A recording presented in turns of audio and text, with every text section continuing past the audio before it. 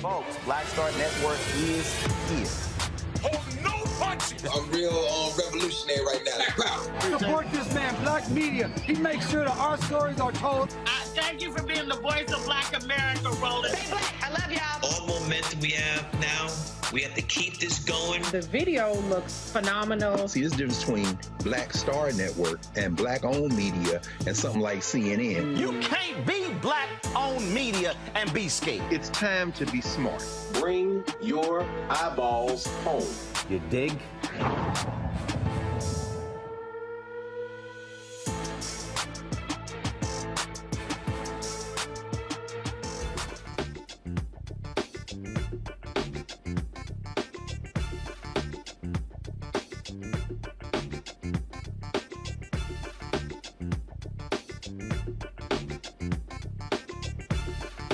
Today is Friday, September 30th, 2022. Coming up on Roland Martin Unfiltered, streaming live on the Black Star Network. The first Black woman to sit on the U.S. Supreme Court. Justice Ketanji Brown Jackson had her investiture ceremony today, taking the judicial oath.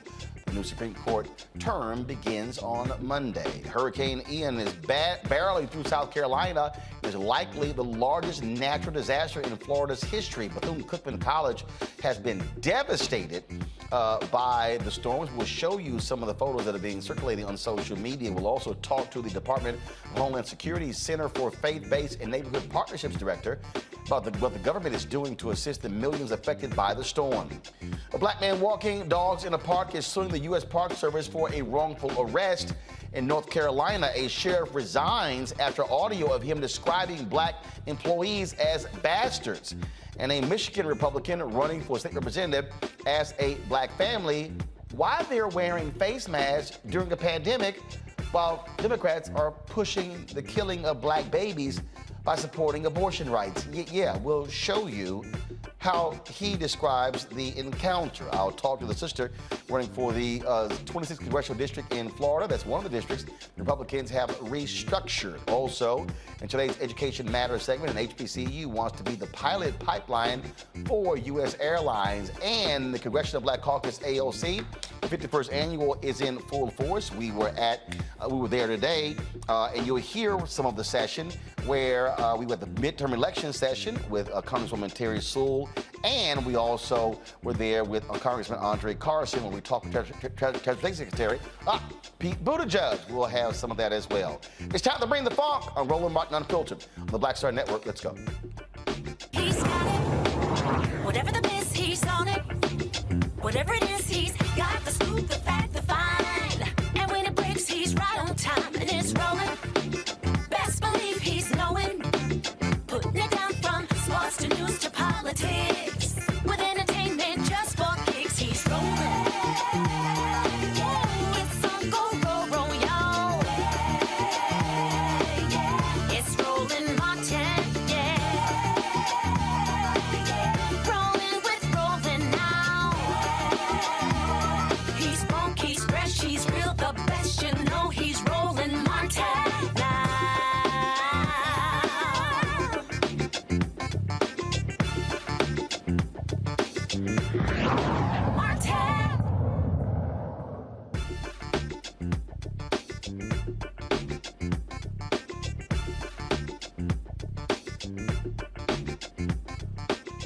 As South Carolina braces for Hurricane Ian, millions in Florida are picking up the pieces from the damage left in its path. Officials say Ian is likely the largest natural disaster in Florida history. President Joe Biden has already approved a major disaster declaration, allowing survivors in the hardest hit areas to apply for federal disaster assistance to help jumpstart their recovery.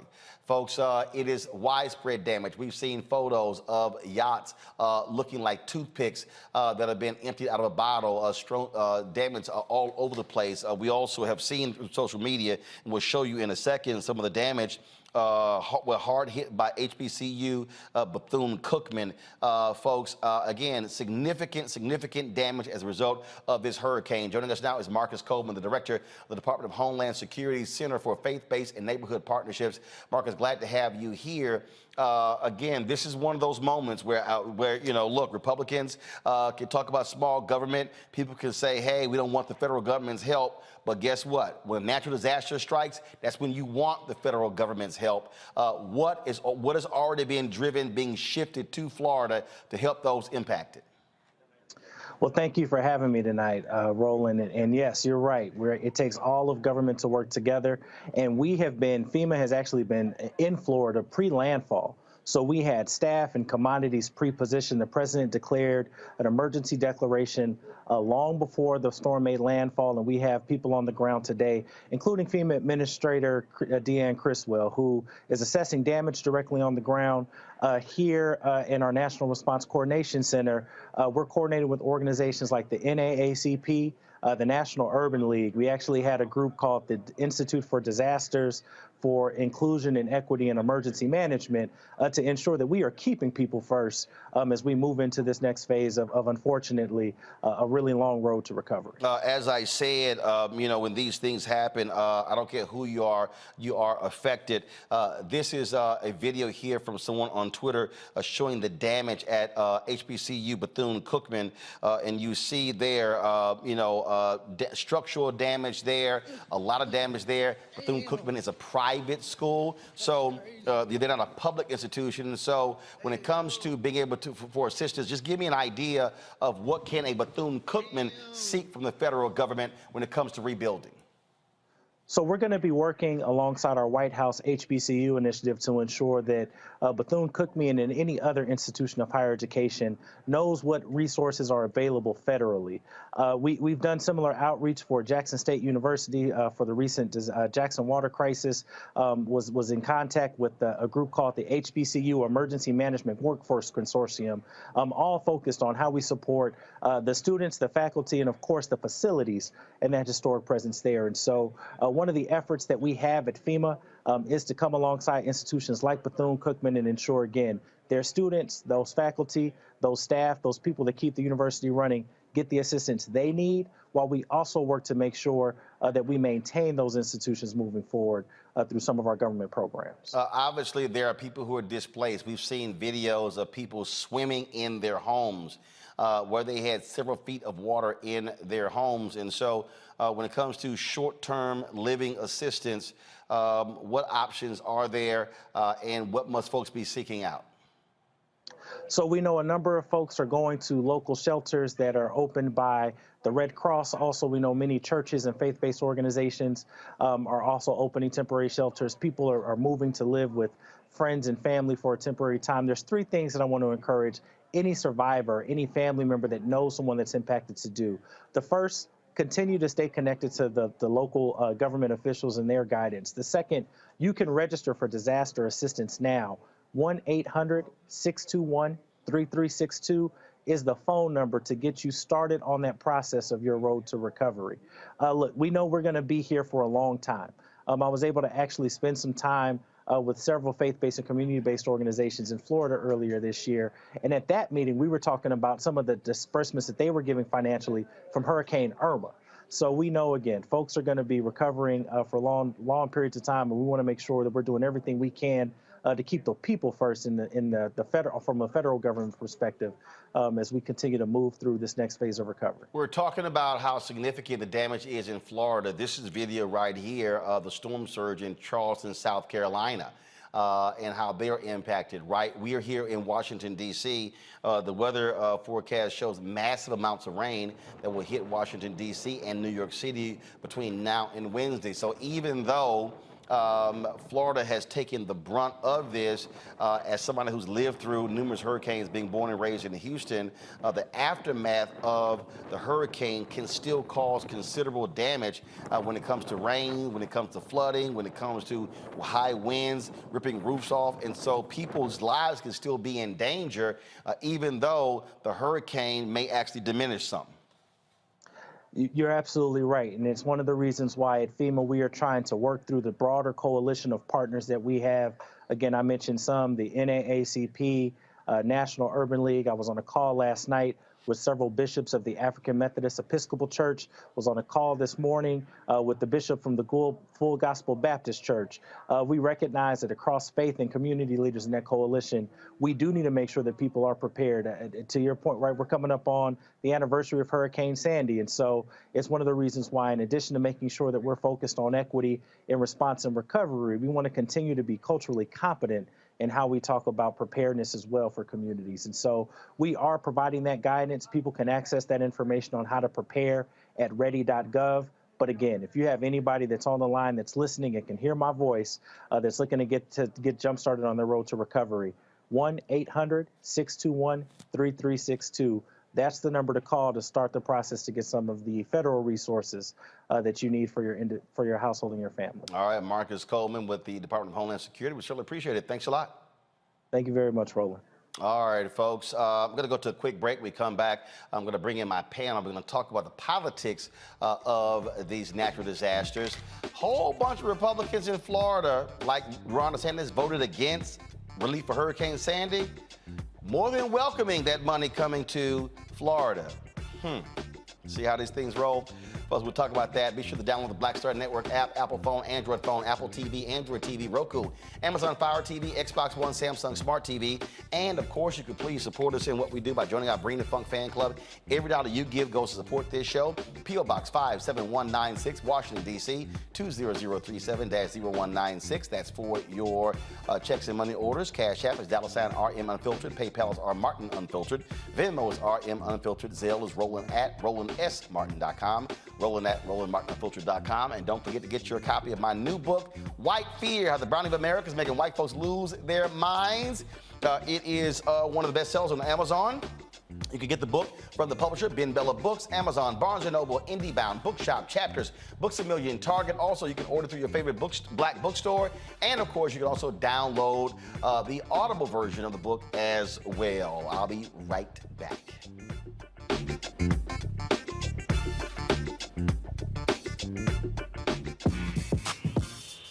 When we invest in ourselves, our glow, our vision, our vibe, we all shine. Together, we are black beyond measure. Hatred on the streets, a horrific scene, a white nationalist rally that descended into deadly violence. Losing their damn minds. As an angry pro-Trump mob storms the U.S. Capitol, we're about to see the rise of what I call white minority resistance. We have seen white folks in this country who simply cannot tolerate black folks voting. I think what we're seeing is the inevitable result of violent denial. This is part of American history. Every time that people of color have made progress, whether real or symbolic, there has been what Carol Anderson at Emory University calls white rage as a backlash. This is the rise of the Proud Boys and the Boogaloo Boys. America, there's going to be more of this. Here's all the Proud Boys, guys. This country is getting increasingly racist in its behaviors and its attitudes because of the fear of white people. The fear that they're taking our jobs, they're taking our resources, they're taking our women. This is white fear.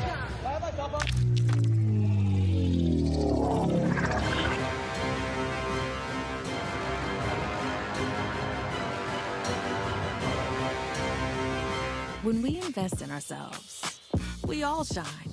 Together, we are black beyond measure. Hi, I'm Israel Houghton with Israel A New Breed. Hi, I'm Carl Payne. Hey, everybody, this is Sherry Shepherd. You're watching Roland Martin Unfiltered, and while he's doing Unfiltered, I'm practicing the wobble. Yes, I am. Because Roland Martin's the one, he will do it backwards, he will do it on the side. He messes everybody up when he gets into the wobble, because he doesn't know how to do it, so he does it backwards. And it just messes me up every single time. So I'm working on it. I got it. You got Roland Martin.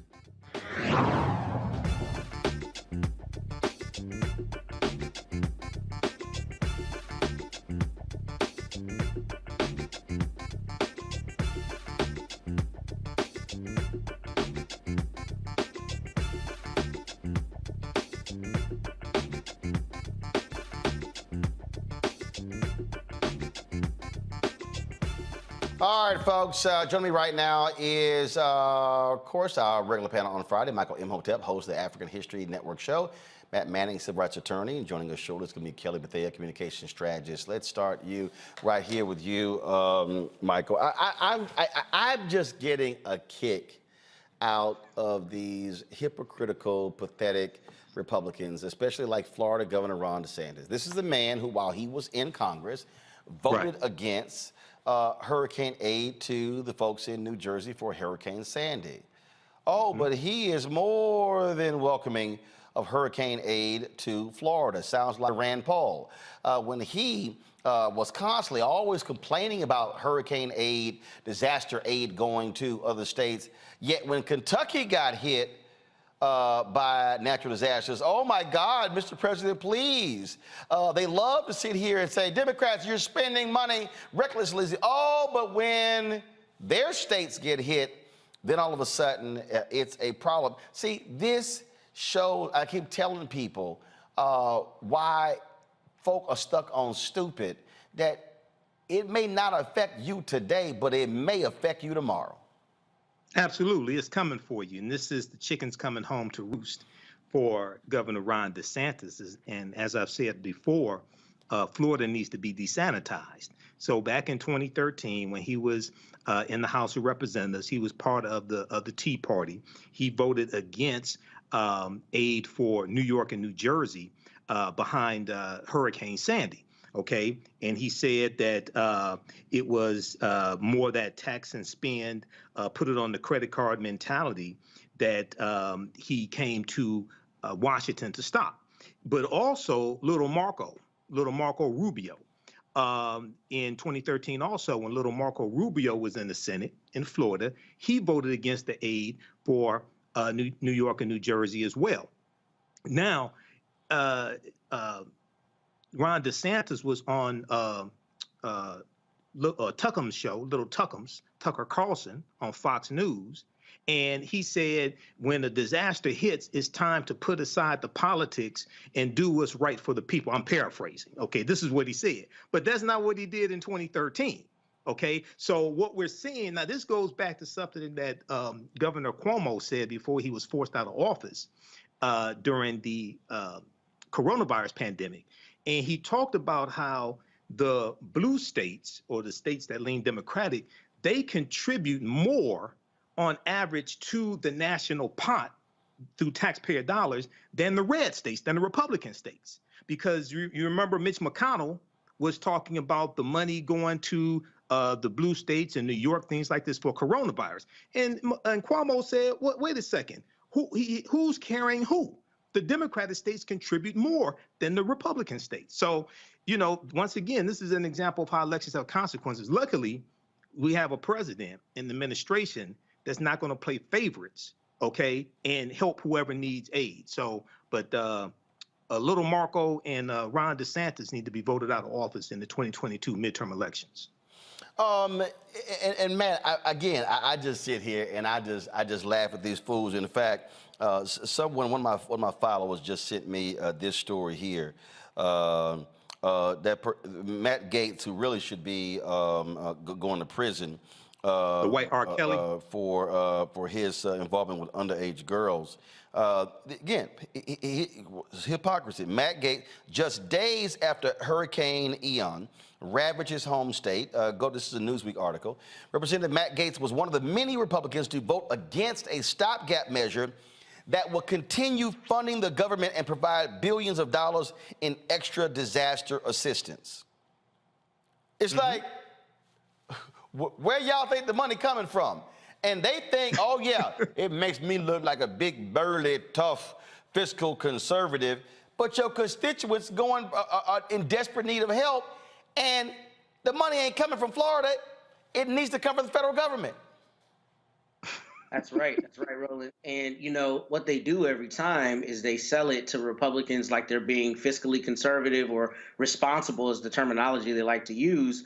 And in reality, they're divesting people of funds that are specifically intended to help them in these circumstances. So it's a matter of them not only playing politics, but like Michael, I think, said wonderfully a moment ago, you know, DeSantis and these cats do this every time, right? When it doesn't benefit them, they go ahead and say, you know, we're not gonna vote for that. And even when it does, in this instance, benefit them, they find a way to politicize it and, you know, make it about themselves and their own agenda. So it's a sad thing that the people of Florida will not get all the money that's intended, especially extra monies, because I live in the area where Hurricane Harvey, you know, ravaged years ago, and we're still dealing with rebuilds. I mean, still, literally just this week, I was dealing with something related to Hurricane Harvey. So it's going to be a long, protracted road to recovery. And the fact that he would vote against extra monies just shows that, you know, a lot of times they're not working in our interest, even if his people need the money. And I also wanted to say for everyone out there, I went to college with Marcus Coleman. He is a brilliant that he's at the helm there for that community partnership with FEMA. And I trust that, you know, they will do what it takes to make sure that people get the resources that they need, irrespective of people like Gaetz standing in the way for their own agenda. Oh, absolutely. And I mean, I just sit here and just sort of laugh at these folks for how they respond in situations like this, and it's just like, really? That's how the cats will sort of operate. So, you know, I get a kick out of it. Today, we were over at CBC ALC, the 51st annual CBC ALC. And for the folks who don't quite understand what works here, you have the Congressional Black Caucus, which is the official members, 58 members of the Congressional Black Caucus. Then you have the Congressional Black Caucus Foundation Annual Legislative Conference, which is run by the Congressional Black Caucus Foundation. It kicked off on Wednesday. If you watch the Black Star Network, if you look at our YouTube stream, the Black Women's Roundtable had their event, which we live stream on Wednesday. Yesterday, and they had different groups, so it's not just the CBC members. I mean, you've got every kind of group imaginable holding events, holding galas, luncheons, prayer breakfasts, you name it, these things are happening. This morning, I stopped by. Senator Raphael Warnock was speaking at a prayer breakfast for ministers organized by the 100 Black Men. It was a busy day today for me. We kicked off this whole deal by where I led a major plenary session at the Convention Center dealing with the midterm elections. We had our legal scholars who were on the panel initially, folks like Maya Wiley, the Leadership Conference on Civil and Human Rights, Damon Hewitt, with the Lawyers Committee for Civil Rights Under Law. So with a number of people who we had, and then of course, we had our activists, Derek Johnson, NAACP CEO, Latasha Brown, of course, Black Voters Matter, League of Women Voters as well. And so a really busy day, some great content that was taking place. So first, what I want to do is, if we can, I want to start with our conversation that took place with dealing with the midterm elections. And so, look, we're about 40 days away from the midterm elections, and you're already seeing so much attention and energy being focused on the midterm elections, being focused on what is necessary for us to do in this election. And so what I want to do is I want to show you again, what some members had to say, talking about what matters in this election and how it's important for us to use our vote. And one of those folks is Congresswoman Terry Sewell. She, of course, led this session. And one of the things she talked about was that how in Alabama, they should be having a second black district. The courts agreed, even these Trump appointees agreed, but Brett Kavanaugh stepped in and was like, no, the Supreme Court should hear it. This is one of the cases they're going to be hearing in this term, dealing with minority representation in Congress. And so she implored the audience to really focus on this very issue. Here's what she had to say. Also specifically, the sister who asked that question, how are you targeting younger voters who are in Alabama who want to make change? What is happening there? Well, first of all, you know, these organizations are our voices on the ground and help to organize us on the ground. And I think that until we can tell young folks, show young folks why the vote matters, why it matters, and the messenger matters who. And it needs to be their fellow, you know, Gen Z, or, you know, you really have to meet people where they are. And you got to be where they live and have a trusted messenger. Mm-hmm. And so change rarely comes to the halls of Congress. Rarely comes to the halls of Congress. And when change does, it doesn't permeate at the very top. It bubbles up from on the ground. So grassroots activism matters. And you don't have to necessarily be a part of an organization to actually organize. My mom, who passed away last year, used to always say, bloom where you're planted. You don't have to be a member of Congress to make a difference. You can bloom where you're planted and make a difference within the organizations and within the communities that you live and work. Okay? So we have got to know that your vote matters, representation matters. Oh, let me start there. Representation matters. It was only when you got more African Americans seat at the table, a decision-making table, that we started seeing actively money being targeted to our communities. Okay? It was only when you got 6 senators who were women did we actually have a hearing in the Senate Armed Services on sexual harassment in the military. It was only when you had one black woman who sat on the on the Select Committee on Intelligence, that was me, that we actually got our national security folks, we held up the money until they addressed the diversity. I mean, the intelligence community and those committees, we have classified briefings. And, oh, by the way, classified budgets. Trillions of dollars of classified budgets.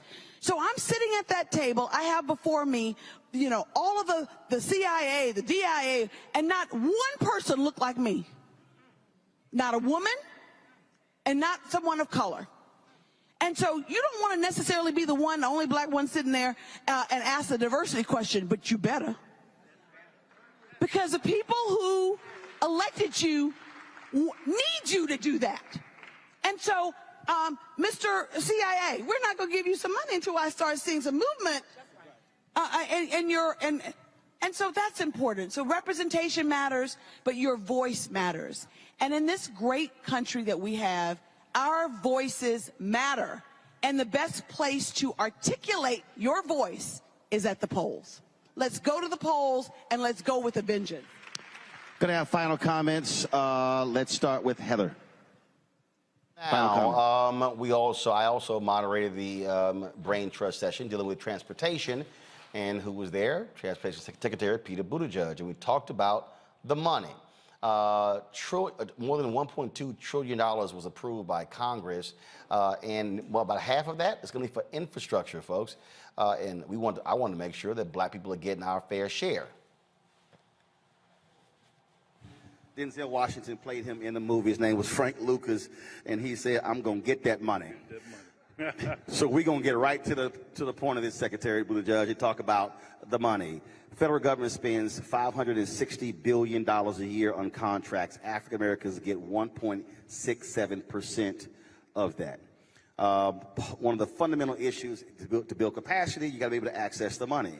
So billions have been passed. How are you making sure that African American businesses, contractors, engineering firms, architectural firms, PR firms, black-owned media are going to be participants in these billions of dollars that were passed by Congress, and it was the result of Congressional Black Caucus votes that actually made that possible?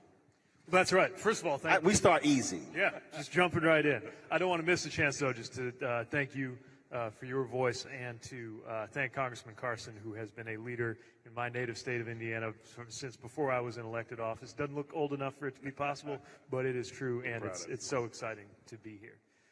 So the question you're raising goes to the core of what it looks like for us to succeed with the president's bipartisan infrastructure law. $1.2 trillion is about to move through the U.S. economy, about half of that in transportation.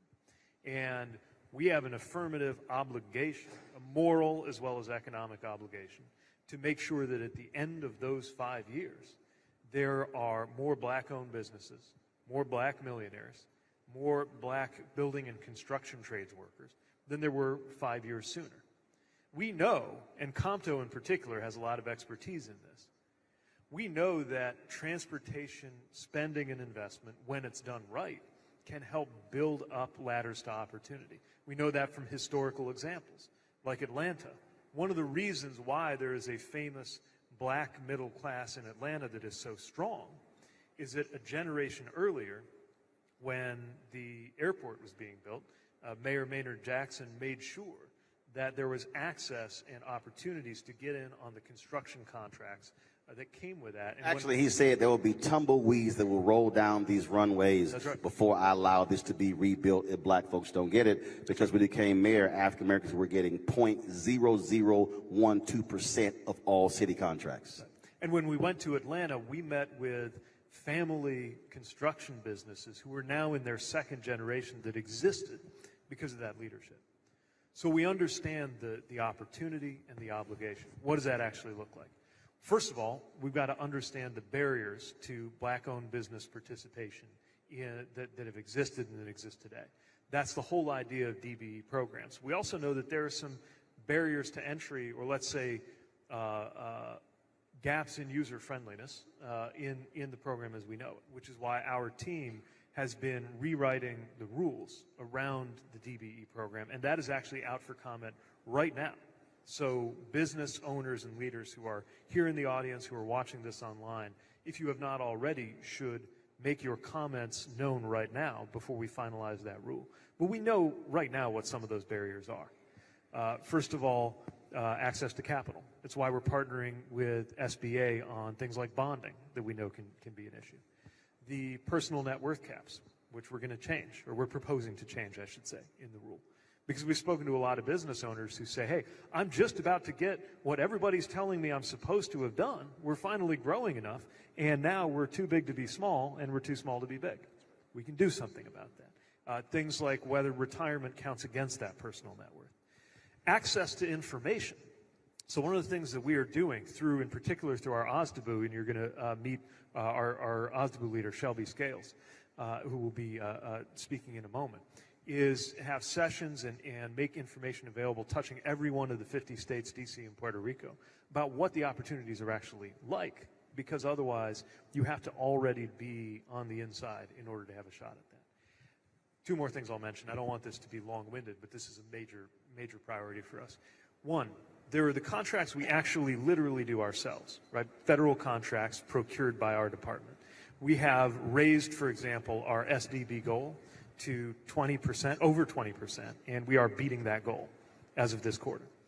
But then, for every dollar we spend, there's something like $10 that actually is spent by the people that we are funding, the state, the city, the transit agency. So we have to make sure that they are doing the same thing, that they have ambitious goals.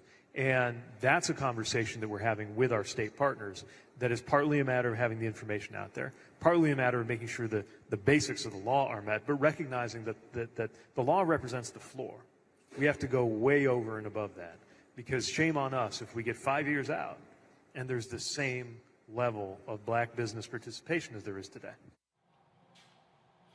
All right, folks, and we also, the final session that I participated in was one dealing with the state of the Supreme Court, and that was, of course, a session organized by Congressman Hank Johnson, Representative Mondaire Jones, and it was moderated by Simone Sanders. I was on that panel along with Ellie Mistel of The Nation, and here's some of that.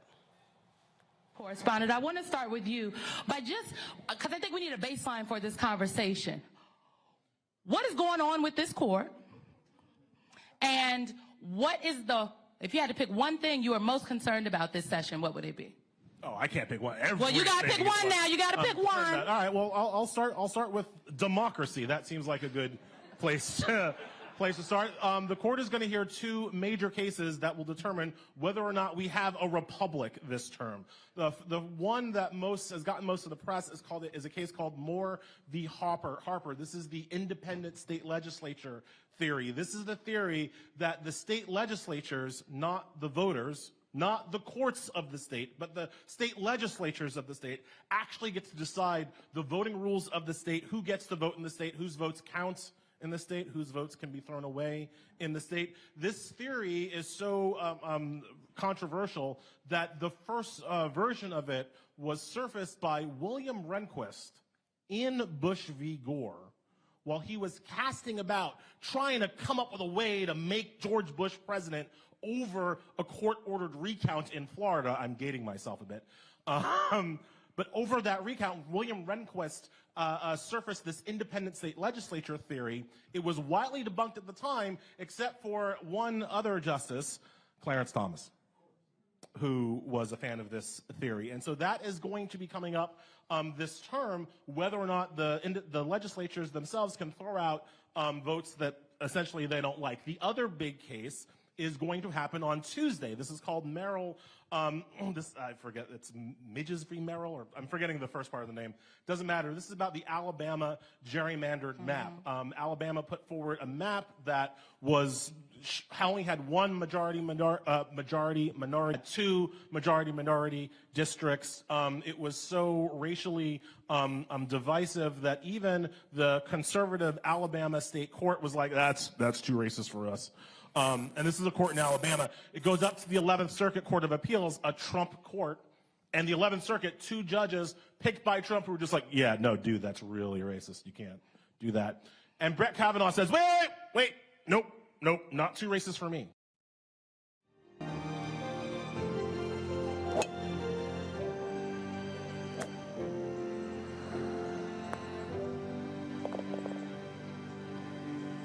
Not sure what happened there. Looks like Ellie got cut off. But let's go right to our conversation. We'll just cut that short. Folks, if you missed that session, first of all, you missed any of those 3 sessions, just simply go to our Black Star Network app. We live stream all 3 of those. You can see them there as well.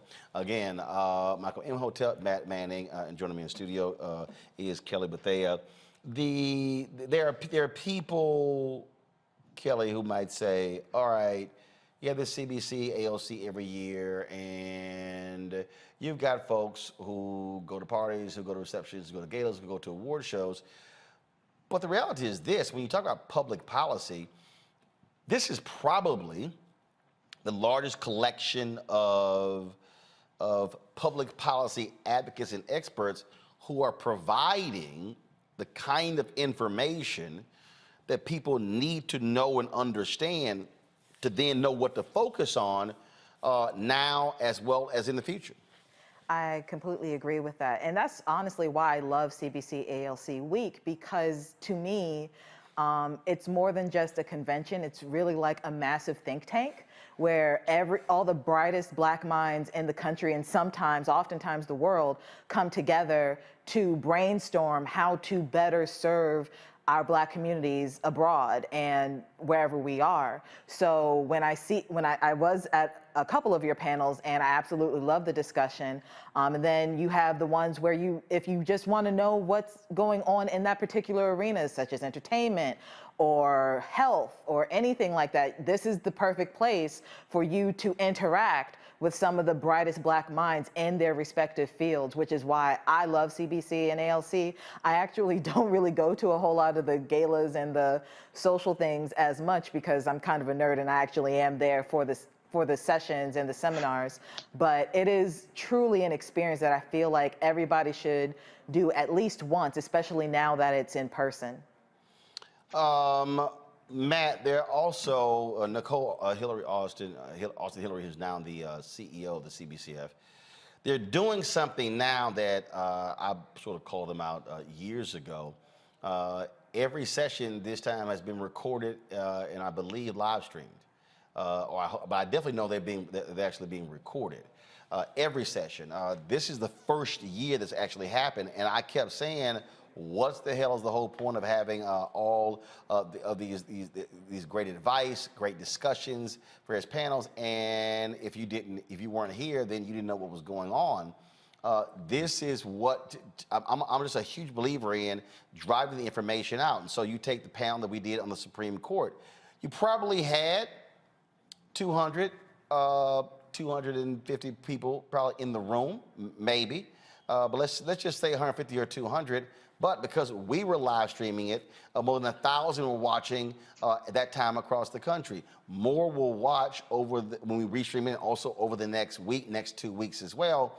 And this is the kind of info that we need, because too many of our folks literally are walking around having no understanding of the ramifications of Supreme Court decisions, public policy, what's happening on the federal, state, and local level. And again, they're covering a myriad of topics, ranging from hip hop and politics, ranging to Black maternal care, to economics, you name it. And so there's value in it. I'm glad to see now they're getting the information out to a broader audience. I think that's incredibly important. And I think, they have not only a moral duty, but a duty as professionals to disseminate that information. And really, it's a drum that you beat on this show every week, and one that Michael's also very good at in telling people to go to whitehouse.gov or congress.gov. A lot of times people feel like, they don't know where to find the information, and then finding information that breaks it down in a way that they understand can be difficult. And I'm glad that you played those 3 clips, because I think in each one of the speakers spoke pretty directly and pretty clearly about what the intended issue was or the intended, curative approach to it. So that's important for our people to have information. There are a lot of people who I think are intimidated by some of the processes, especially in government.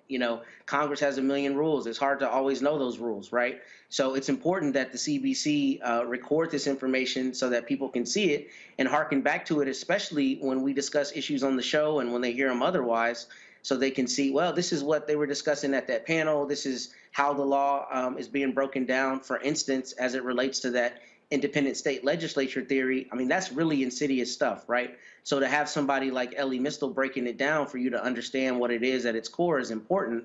And I commend them for recording it so that it's there for posterity for people to review. Information is power. That is a phrase coined by Kathy Hughes at Radio 1, and it is one, Michael, I agree with. It trips me out when I hear a lot of people, man, the CBC ain't this, they ain't that. Anytime I hear somebody say that, it's a good bit. They literally have no damn clue what the hell the CBC does. Well, yeah, they don't read. That's part of the problem. I mean, if they go to thegrio.com and read some of the fantastic articles by April Ryan, they'll get more information and see the policies that the CBC is pushing and have gotten passed. If they watch Roland Martin Unfiltered, they can see you interview members of the Congressional Black Caucus. So when they say that, there is a, how should I put this politely? There is a black echo chamber of, for lack of a better word, stupidity. And that, I'm not talking about people who don't know. I'm talking about people who prey on people who don't know. You have to understand the difference. See, there's this whole disinformation campaign targeting African Americans, and they use social media. And you have social media black pimps who put out misinformation to prey on people who mean well but don't know. If they knew better, they would do better. So we have to understand the difference. This is why the Black Star Media Network is so important. This is why the African History Network is so important. I've been to the Congressional Black Caucus meeting, Congressional Black Caucus Legislative Weekend. I attended some of the, back in about, I think it was 2016, Roland, because I met you there in person. I attended some of the panel discussions that you moderated as well. One of my teachers, Dr. Leonard Jeffries, was there because every year when they have the Congressional Black Caucus Legislative Weekend, there's a panel discussion on reparations. So Dr. Leonard Jeffries was there, Dr. Wade Nobles was there, other people like Joanne Watson from here in Detroit. So this is extremely important. I got to meet so many people. I did some interviews while I was there. I got to meet so many people. That is the place to really be. And it's good that they're documenting it, recording it and documenting it to preserve it, but also to rebroadcast it so people who could not attend could get this information. Because as I said before, and I'll wrap up with this, this is the most critical, most important midterm election probably over the last 100 years, because this is the first midterm election after an insurrection has taken place since the 1866 midterm election, the year after the Civil War ended. So we have to be armed with knowledge, and we have to understand how policies directly impact our conditions, because Republicans understand this. Okay, we have largely been kept in the dark on this. So the Congressional Black Caucus Legislative Weekend is a very powerful, important event to attend and to be part of and to learn from as well. Indeed. And again, folks, there's lots of information taking place and that people need to know. And there was something that happened during the, I sort of made this point during our Supreme Court session that I want to talk about here. And I get it. I get how the public responds to celebrity. And every year, Congressman Andre Carson sponsors the Hip Hop and Politics session. I know it well. I've moderated that session probably 5 or 6 times. But what gets me is when I see how folk react. When I look at, even at CBCF, the entertainment-driven panels, and I'll see these massive crowds. Right. And I'll go, okay, I get that, no problem. But if you don't think these other issues have a even more profound and mistaken, it's just like when I talk about on social media, when I'm talking about how do we access the billions of dollars that are being spent in various industries. And I see folk rarely want to comment on that, but Lord, don't put something up about Nick Cannon having babies. And it is amazing to me how many people, Kelly, will be so locked and loaded on stuff that ain't got nothing to do with them. I mean, nothing to do.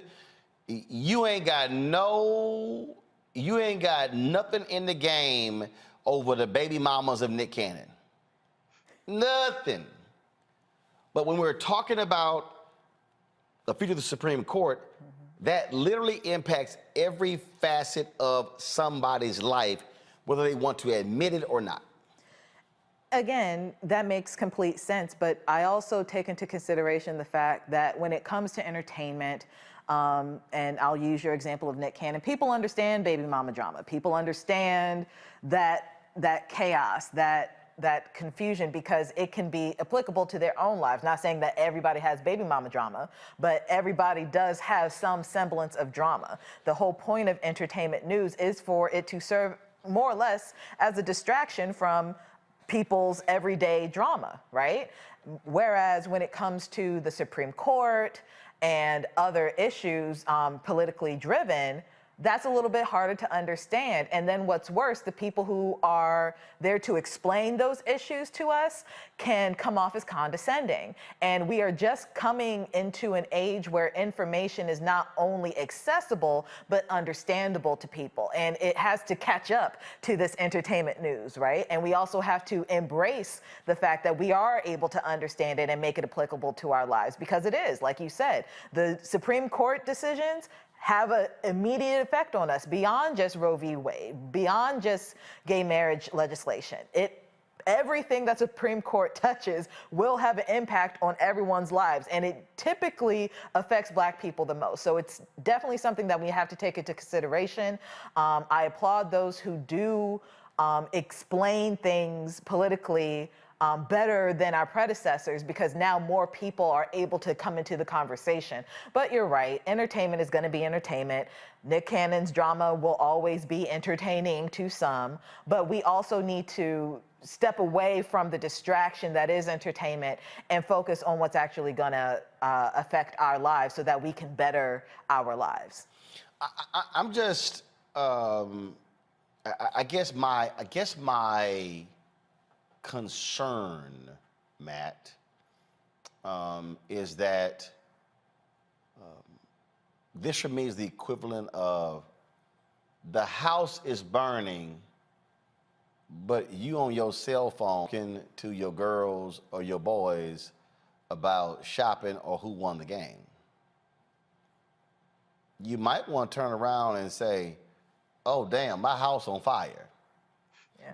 And I am concerned because I don't think a lot of people understand the depths at which conservatives are going to go in order to lock in them having control for the next 100 years. I mean, they are playing a long game that I just don't think people really and fully understand. Yeah, I think you're 100% right. And I think in speaking to that, not only do we have to combat disinformation, you have to combat the mindset that some people have that everything is rigged, that none of it can be trusted, and you can't trust the Democrats the same way you can't trust the conservatives. There are definitely issues in each party, and there are issues in every respective issue. But this is a long game thing. You're exactly right. I mean, for Trump to have appointed over 200 federal judges, people don't understand that they serve forever. So that's really a long game thing. And a lot of the issues that we're discussing, including things like letting state legislatures decide what votes count and don't count are things that will have generational effects, not just immediate effects. So to use your metaphor, not only are we on the phone and not paying attention to the house, but we're not considering all the other houses that are going to burn down the street and how long that fire is going to continue raging if we don't take the time to really look at it now. But with that, kind of to Kelly's point, I think it's incumbent on the firefighters, if you will, the people who have the information to put out the fire, to explain to people not only how hot that fire is raging, but what we need to do to make sure that that fire is suppressed as quickly as possible. And some of it is disseminating the information, but also some of it is like, yo, I know you don't trust any part of the government, but like this affects your life. This affects your taxes. This affects your kids' education. This affects your health outcomes. It's holistic and it affects you irrespective of whether you want to be involved in what's going on. So in that respect, you have a duty to be informed. So I think there's a dual duty and a dual emphasis. But I do think that, we need to get over that idea that we can't trust any part of it because it affects us. And that's really where the crux of it lies. No, I just want Michael folks to understand that the other side, they ain't playing. No, they're not. They ain't playing. I'm talking about, you look at that Roe v. Wade decision, Clarence Thomas like, all right, we going after this next. They're not, when people start signaling to you what their intentions is, what they saying is, we got the votes locked up. We can run the table if we want to. Right. And that's what they're going to do. If Republicans take back control of the House and the Senate, I don't think they're going to, but if they do, this is, we have no idea what's in store. If Donald Trump wins in 2024, which I don't think he will, but if he does, you go read the stories by Axios by Jonathan Swan about a second Trump term and how they're going to remove a lot of they're going to reclassify employees. They're going to reclassify a lot of them and fire a lot of them and replace them with Trump loyalists. It sounds like something from Adolf Hitler. It sounds like something from Mussolini. It sounds like fascism. Okay, so one of the reasons, going back a few minutes ago, you said that Republicans want to control the courts and things like this for the next 100 years, and people don't understand that. The reason why many people don't understand that, especially African Americans, because they don't understand the history of the last 100 years, especially the last 154 years, going back to the end of slavery and Civil War Reconstruction, but then the Jim Crow era, where they rewrite the state constitutions to do the same thing that Republicans are trying to do in state legislatures across the country. Suppress the African-American vote. They impose poll taxes, literacy tests, things like this. They rewrote the state constitutions because in South Carolina, for instance, the majority of the state legislature in South Carolina were made up of African-American men. They saw the changes that were taking place in this country because African-Americans were voting, and they made a concerted effort to stop that. So most of us don't understand this history. So when we see it come around again, we don't understand how to stop it. This is why I was warning people in 2015 and 2016 about Donald Trump, because he ran on the platform of law and order. That's a throwback to Richard Nixon, 1968. Richard Nixon was a backlash to the civil rights movement, the Black Power movement, the rebellions taking place all across the country, like in Detroit, 1967, affirmative action, things like this. And Donald Trump was a combination of Richard Nixon and George Wallace, governor of Alabama. So if you don't understand history, you don't understand when these events start rhyming. Lastly, it's extremely important to understand the voter suppression laws, over 400 voter suppression laws being pushed. 19 state legislatures have passed about 34 voter suppression laws.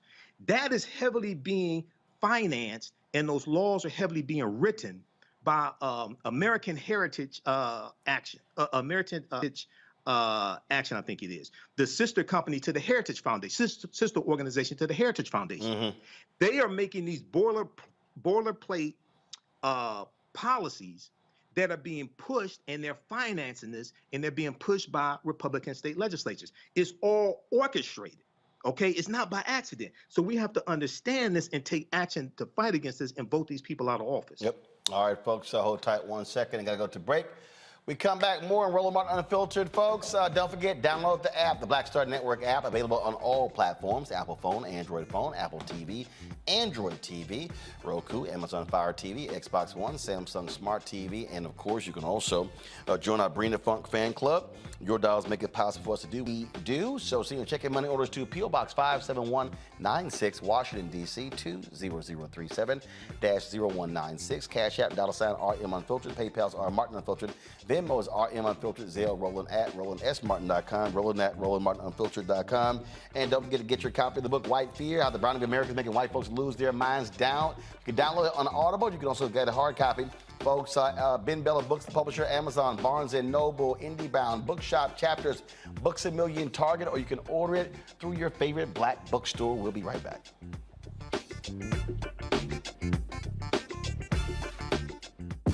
When we invest in ourselves, we're investing in what's next for all of us.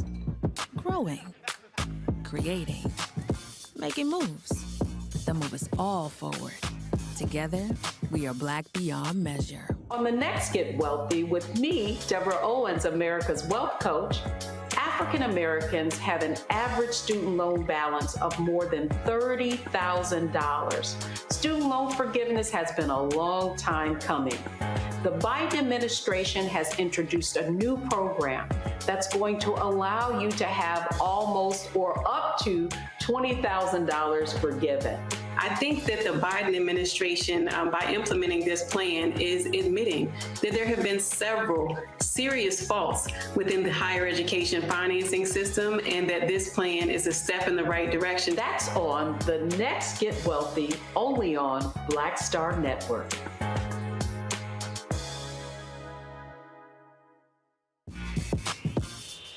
When we invest in ourselves, our glow, our vision, our vibe, we all shine.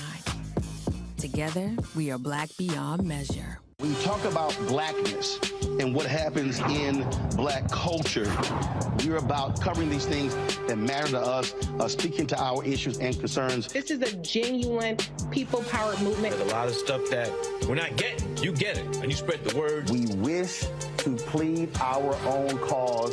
Too long have others spoken for us. We cannot tell our own story if we can't pay for it. This is about covering us. Invest in black-owned media. Your dollars matter. We don't have to keep asking them to cover our stuff. So please support us in what we do, folks. We want to hit 2,000 people, $50 this month, raise $100,000. We're behind 100,000, so we want to hit that. Y'all money makes this possible. Check some money orders. Go to P.O. Box 57196, Washington, D.C. 20037-0196. The Cash App is $RM Unfiltered. PayPal is R Martin Unfiltered. Venmo is RM Unfiltered. Zelle is Roland at RolandSMartin.com. I've always said this: rather than to continue to fight for a fair piece of the pie and the equal slice of the pie, I want my hand on the knife that cuts the pie. And to that extent, who bakes the pie and who puts it in? And that's one of the things that got me involved in going into politics in the first instance. I'm tired of people making decisions for me. Right. And mine. I want to be a part of that decision-making process. And luckily, it has paid off in terms of seeing the progress that many people in America have made, particularly people of color. One thing bothers me now that we seem to be losing that. Right. Saying that we've got to be more concerned with other people than those people who were here. We built America.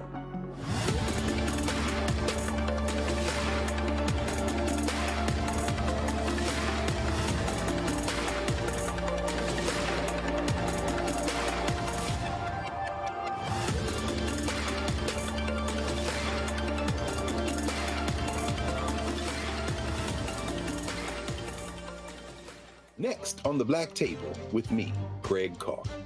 Immigrants lured off Texas streets and shipped to places like Martha's Vineyard and Washington, D.C. Believe it or not, we've seen it all before. You people in the North, you're so sympathetic to black people. You take them 60 years ago, they called it the reverse freedom rides. Back then, Southern governors shipped black people north with the false promise of jobs and a better life. It's a part of a well-known playbook being brought back to life. So what's next? That's next on the Black Table, a conversation with Dr. Gerald Horne about this issue of the reverse freedom rides, right here on the Black Star Network.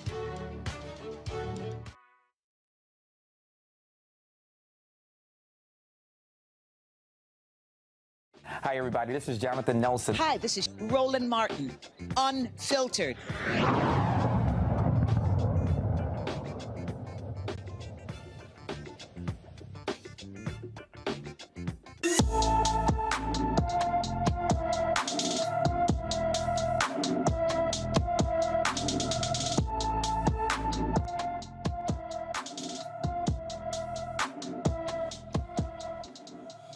All right, folks, Rashawn Davis took out the trash on September 24th and never returned to his Brooklyn, New York home. The 13-year-old is 5 feet 7 inches tall, weighs 148 pounds, with black hair and brown eyes.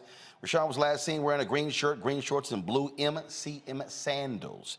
Anyone with information about Rashawn Davis should call the New York Police Department at 718-287-3225, 718-287-3225. For the first time in 233-year history, a black woman is sitting on the Supreme Court. Today was the investiture ceremony for Ketanji Brown Jackson. She officially joined the Supreme Court this morning with the ceremony, with Chief Justice John G. Roberts administering the Judicial Oath. Both President Joe Biden and Vice President Kamala Harris attended this historic event. Justice Jackson will help bring some balance to an increasingly conservative court and lose credibility that has lost credibility with the American people on a daily basis. And with the looming possibility of indictments of Donald Trump, Associate Justice Jackson could hear cases about executive power and congressional oversight. One of the things that we've been talking about is the appointment of federal benches. And Brown, of course, she is one of 8 black female judges President Joe Biden has nominated that have been confirmed. He appointed 13 black women, the most by any sitting president. Judge Tiffany Cunningham became the first black judge ever to serve on the federal circuit. Judge Candace Jackson Akiwumi became the only woman of color serving on the 7th Circuit and just the second black woman to serve on the court ever. Judge Eunice Lee became the only black woman actively serving on the 2nd Court, and the second black woman to serve on the court ever. Judge Holly Thomas became the first black woman to serve on the 9th Circuit from California, and is the second active black woman judge on that court with 29 active judges. There are a few pending nominees, including black women who become the first to serve on the 3rd Circuit, Delaware Supreme Court Justice Tamika Montgomery Reeves, the 5th Circuit, Judge Dana Douglas, and the 11th Circuit, Nancy Abudu. The thing here is that we also now, one of the things I was talking with folks, Matt, about on this issue is that part of the issue is, yes, it's great to see these particular judges here, but a lot of these judges are replacing black judges. I was talking to someone who on this issue, and they said that what really should be happening is we should be seeing an expansion in the number of judges as opposed to replacing black judges. We want to see more on the federal bench. Yeah, I think that's important. And I think it's important, especially on the appellate level, to have judges, because you're not only looking at what's happening in trial, you have people who are deciding what cases should be remanded back to the district court and what cases should be decided in a certain way so that if they go up to the Supreme Court, you know, you have a solid base of decision. So I don't disagree with that principle. I think it should not just be replacing the black judges, but it should be expanding those judges. And it should really be about making sure it's not purely ornamental, because the reality is, you know, of the Supreme Court justices, there have been 116 since the inception of the Supreme Court, and only 8 have not been white men. So, I mean, the dearth is just ridiculous. The number of judges that have been white overwhelmingly and male since the institution was founded in general, the federal courts, is just overwhelming. So it's important to not only replace those judges and not give us just this feeling of, you know, we feel good because we have a person who looks like us in the position. There should be a true proof that there's an intention equity on these benches.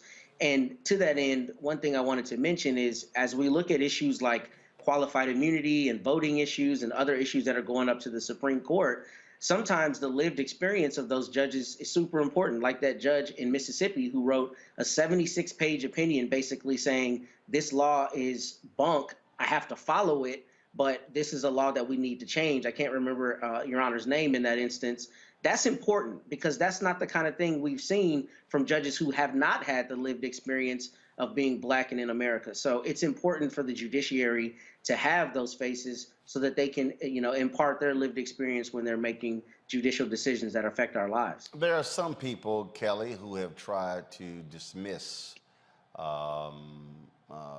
these appointments. And I got to remind people, you got Judge Cannon, who was making these rulings dealing with the Department of Justice in the search of Mar-a-Lago. We can look at so many examples of how one judge weighing in can alter history. So I think people make a serious mistake when they act as if these judicial appointments are not that big of a deal.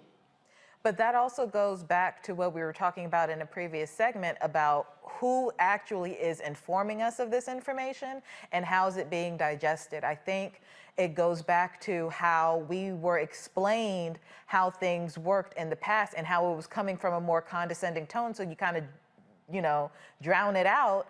And what's worse, in you drowning it out, you gravitate towards somebody who only knows this much about it, but it actually sounds like something palatable, so you gravitate towards that misinformation. And the misinformation given is that judges do not matter. Judges absolutely matter. First and foremost, they are at the top of their game as far as the law is concerned. There's a reason that they were appointed. They have been spending their entire lives studying jurisprudence to make sure that they have the wherewithal to make decisions on the bench.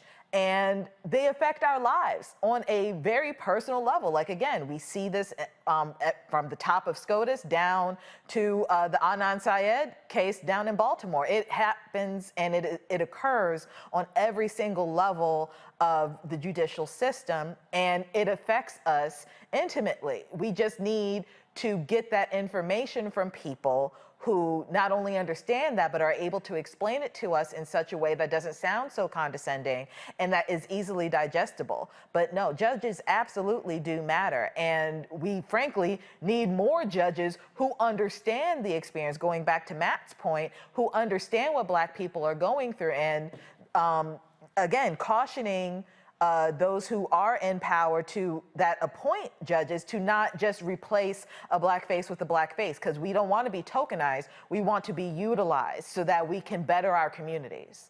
I always talk about, Michael, connecting the dots, and we simply cannot just overlook what these judges really mean long term, and then when you're able to build upon that, so Democrats are able to hold on to the United States Senate or even expand their power, then now you're talking about potentially by the time the end of the first term of Biden-Harris, they may very well be able to appoint more federal judges than Trump did.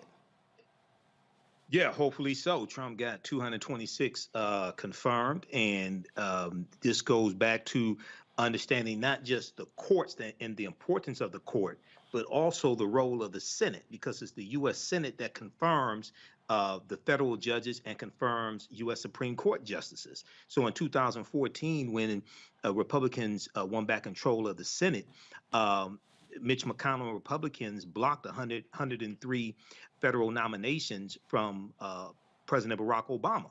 One of them was the Seventh Circuit Court of Appeals, an African-American female judge that Obama nominated in 2016 named Myra Selby.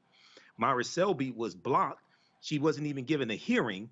When Trump becomes president, because many people don't understand how the Electoral College works, which once again deals with law, then they filled her seat with Amy Coney Barrett. When Ruth Bader Ginsburg died, they rushed Amy Coney Barrett through in about 9 days before the election, and now she's on the Supreme Court ruling on the Dobbs case, which basically repeals Roe versus Wade. Okay, so we have to connect the dots and understand the courts interpret law. The laws coming from the legislative branch of government, the courts can determine whether it's constitutional and the law remains or strike down a law. It's going to be the courts that determine whether or not the African-American farmers and Latino farmers, et cetera, will be able to get the $4 billion in debt forgiveness that's in the $1.9 trillion American Rescue Plan. That's dealing with the courts. So we haven't really been explained how politics and laws impact every aspect of our lives and the role of the courts. Republicans understand that much better than Democrats and African Americans, but we're starting to learn that more. And it's extremely important that we understand that for the 2022 midterm elections and 2024. Absolutely. And again, it's trying to get people to understand how all of these things matter, and not just, again, the federal election as well. All right, let's talk about North Carolina, where North Carolina sheriff has resigned after audio of him calling black people black bastards gets released. Columbus County Sheriff Captain Jason Souls recorded Sheriff Jody Green during a phone call, a racist rant about black employees at the county sheriff's office. Yeah, this white sheriff showed his true white supremacist colors. Check this out. The first place I see, I've got the office numbers too. I mean, the first extension that Melvin Campbell or Lewis Texas called, they're gone. First one I find. Period.com. I'm sick of it now. Sick of these black bastards. Well, they clean the house and be done with it, period, and we'll start from there. What are they trying to say? It's just shit all the time. But from 2 weeks ago, when I got this mail on leave up till now, when I see Melvin Campbell has called anybody, or anybody's called him, there it goes. Same to Lewis Hatcher. And it's just Sabrina, whoever. They're gone. And I'm telling you, this is fair as I can be. Just giving you heads up, that's coming. When me and Boyd and Nancy go through it tomorrow, the first numbers we see, they ain't gonna make it, brother. I'm telling you. They might as well come somewhere else to go. If you ain't with me, I ain't referring to you, but if they're not with me, they're against me. And they're gone. Talked about his black political rival, a sergeant in his department and a black detention officer. The audio was reported to county commissioners, but only one responded to the complaint. North Carolina State Bureau of Investigation is looking into allegations of obstruction of justice by the now former Columbus County Sheriff and deputies under his command. See, y'all, this is the stuff I'm just trying to explain to y'all that keep going on, that we kind of act like when these folk get in power, they show their true colors. And speaking of this fool here, he wants to be in power. This dude in Michigan. So a Republican Michigan State Representative candidate named Jason Wolford recently appeared on a podcast called The Gray Area and recounted a story about him seeing a black family at a Cracker Barrel restaurant wearing masks. Now, they minding their own business. They wearing masks. So this asshole, he decides, instead of minding his own business, he wants to roll up on them and ask them why they thought it necessary to wear masks in the midst of a pandemic, but then somehow he wants to bring abortion into this. Watch this, fool. I just want to say this, and I want people to listen very, very carefully here, so this is not taken the wrong way. But we were in Cracker Barrel, and let me preface the story to this. My wife is Mexican, okay? So she's got some fire in her. She's got some fire in Fuego. her, right? She's a fuego, muy fuego, yeah. So but my point is, and then my youngest daughter is married, and she has, her husband's half black. So my point is this: the people that are listening right now, remember that story when what I'm about to say. So we're in Cracker Barrel, and I see this family walk in, and for the sake of description, I'll say black, African American, whatever, as we'd say in the Marine Corps, dark green. Okay, and they all have masks on. This is just a couple weeks ago, and then they sit down and they have mask on, and they lift the mask off to eat, then they put it back on. And when I saw this, I went over to them and I said, "Excuse me," I said, "I want to tell you a story real quick." And I said, "You see my family over there? I said, my wife's Mexican, my granddaughter's 25% black. I said, I just want you to know where I'm coming from when I say what I'm going to say. I said, I want to remind you that first, anybody at this table, you're not black and I'm not white. You're dark brown and I'm piggy pink, okay? So having fun, because I don't like that narrative of the black and the white. It's very divisive and people have bought into it. And the Marine Corps were smart in that for dark green, light green, whatever. But my point is, I told them, I said, listen, do you find it ironic that the very people that are telling you to wear this mask are the same people who go into your inner cities and slaughter the babies of black and Hispanics? Those are the same people telling you they care about you and to wear that mask. And so I don't mean to be political, but at the same time, right is right and wrong is wrong. And you said earlier, you know, you sniffed things out and it looked like this thing we were going through had more holes than Swiss cheese, right? And so I just want those that are listening, you know, brown, piggy pink, whatever they want to say color-wise, across social races, financial, you know, means. We need to pay attention to our freedoms and what's being taken from us, what we're allowing to be taken, and then also the agenda that's being pushed on us, because it's just so many times not the fact.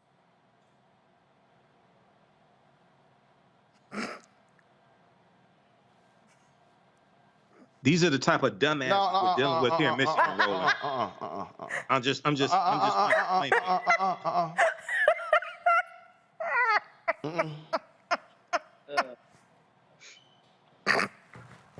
I've lived in Michigan 51 years.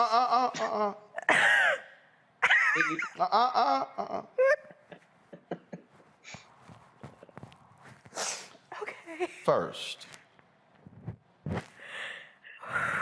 these black people came to Cracker Barrel to eat.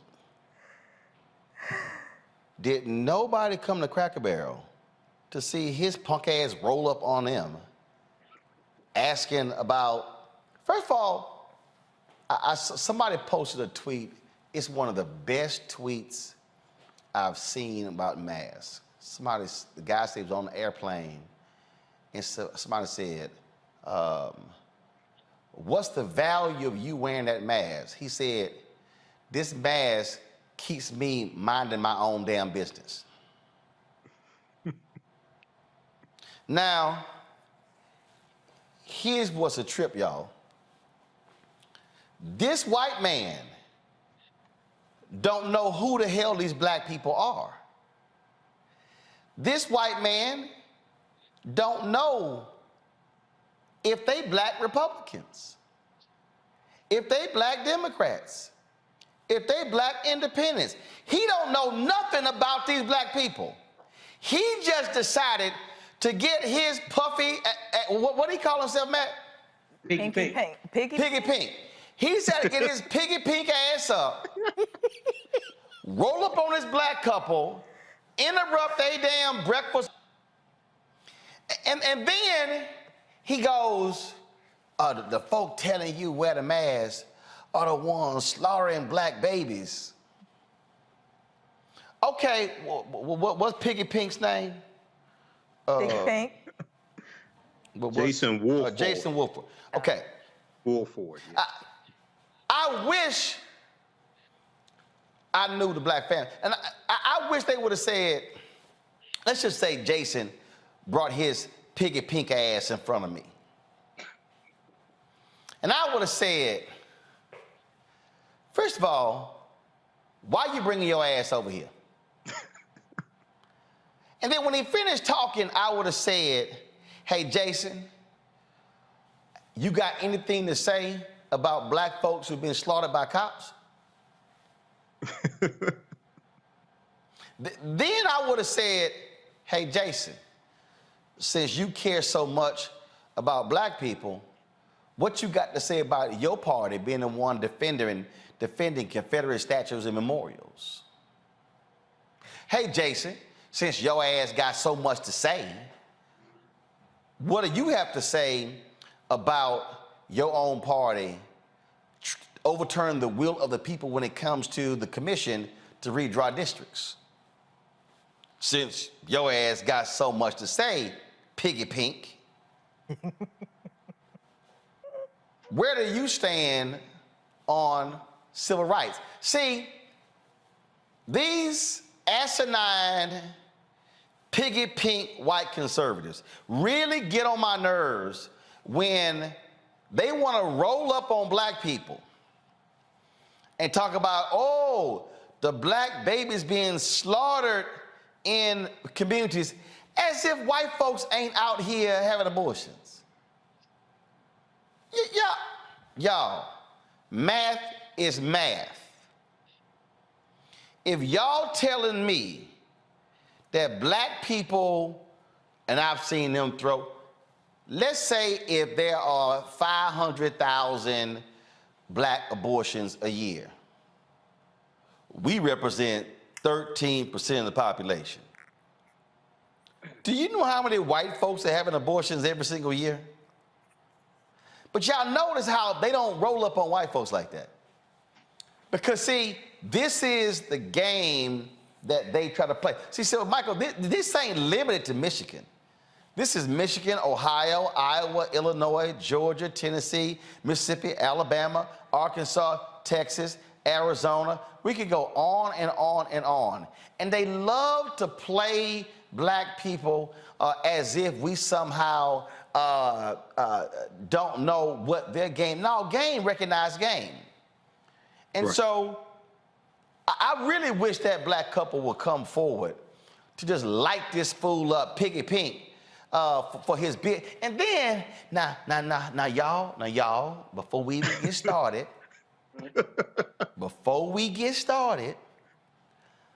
my wife, Hispanic. Say, dog, that don't mean a damn thing. Lou Dobbs' punk ass wife, Latino, and hell, he was always ranting and raving and supporting Trump. Greg Abbott too. And then I love this one. Now hold up. Now my wife, Latino, and then talk about racist and stereotypical. Oh my goodness, that means your wife was a hot tamale. That means she's fire. Oh my goodness, she's a bottle of Tabasco sauce. He's fuego. Yeah, that's essentially what they said about the man's wife. And he's like, oh my God, you're right. I'm like, his wife should make you slap your dumb ass. Right. But then he goes, oh, and hold up, by the way, my daughter, she has a black husband. I really hope her black husband said, what the hell is your dumb ass telling that story? He said half black. And then he quantified it at 25% for somebody. He basically called his granddaughter a quadroon. Well, you know, they're black and African American or whatever. I don't really see, because in the what do you say? In the military, we call them green. Oh, so now we Martians? Seriously, these people. This is why I had a woman came up to me today, Kelly, at the Convention Center, and she's like, "Roll, I've been supporting you for the longest." It was the oldest, so you know, but she said, "But you cuss too much." See, this story right here, this story right here. Sister told me she gave money. Her son watched it. She said, I can't watch you as much, Roland. I said, first of all, we don't cuss every day. But this story right here is precisely why we got to cuss people out on this show, Kelly. Right here. I mean, sometimes you just don't have any other language other than profanity. And this is one of those times. I mean, it is said that with the human brain, the more you know and the more intelligent you are, the wrinklier it gets. You get the ridges and stuff in the brain like you see in pictures. Only say what came out of his mouth regarding his wife, his daughter, and his grandchild, but also the conclusions that he drew from wearing a mask to abortions. Like, you can't make that make sense, because it doesn't. The levels of stupidity and ignorance in that clip is astounding. And sadly hilarious, which is why it's hard for me to breathe at the moment, because I'm holding in laughter. But Michael, these are folk who are running for public office. These are people who are going to be voting on legislation that impacts us. I'm trying to tell people how serious this is. This is the type of people, that we have in the state legislature here in Michigan, and these are the type of Republicans that you have in state legislatures, especially all throughout the South, okay? And, you know, I have a picture of El Hajj Malik Al-Shabazz behind me, Malcolm X. Malcolm X lived in Lansing and East Lansing. Malcolm said that whenever you're south of the Canadian border, you're in the South. This is the type of mentality from a lot of these people. And this is what we see here in Michigan, okay? So he's drawn, and let's keep in mind that the guidelines for wearing masks during coronavirus, through the pandemic, they come from the CDC, which is the federal government. Regardless of whether it's Democrat, Republican, what have you, that comes from the CDC. And then it comes from your state government as well. So this is the type of nonsense that we're dealing with. But these people like this have to be voted out of office. They're dangerous. Okay, they're dangerous. And then, you know, he said his wife is Mexican. Then he talks about his daughter is her boyfriend is half black, things like this. And we need to pull up his voting record to see what type of policies did he vote for, what type of policies did he vote against. You know, so this is an example of how elections have consequences and why these people are so dangerous. The thing here, Matt. Again, these black people just trying to mind their own business, and this fool decided to roll up just to be stuck on stupid.